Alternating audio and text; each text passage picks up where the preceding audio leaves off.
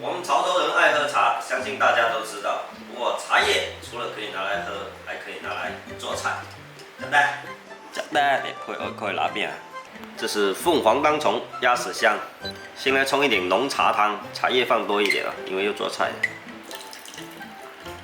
沙盖凹肉哈，开干。8节排骨38块钱，今天茶香排骨。洗净控干水的排骨，来把浓茶汤倒进去，先让它稍微浸泡一下，这样做出来排骨有一股茶香味，而且一点都不腥，比6角好多了。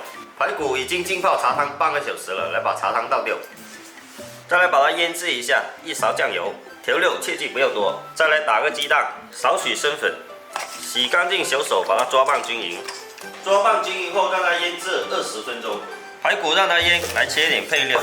切点葱花，再来点辣椒米、姜米，配料就这些：葱、姜米、辣椒米，还有茶叶。起锅烧油，油烧热转小火，再把腌制好的排骨放锅里炸。先不要去翻动它，晃动一下锅，避免它粘在一起。炸热排骨火不要开太大，避免外面焦了，里面还不熟。前期先文火慢炸，把排骨炸熟就可以。我这里炸了差不多8分钟，看两面金黄金黄的。把它夹出来，把油倒掉一点，炸了油可以拿来炒一点菜。油倒少一点，再把茶叶放进去炸一下。炸了茶叶的油就没用了，那油会变黑。就把茶叶炸酥脆，炸2分钟，把它倒出来。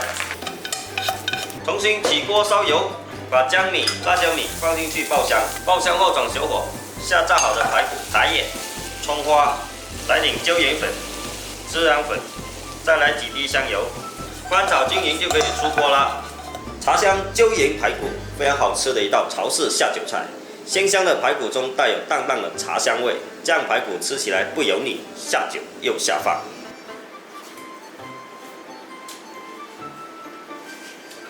能吃得出茶香味的排骨，哇，回血少出。万一你们要是做这道菜啊，记得告诉我，自带茶叶过去。三哥，你又偷吃了？买账。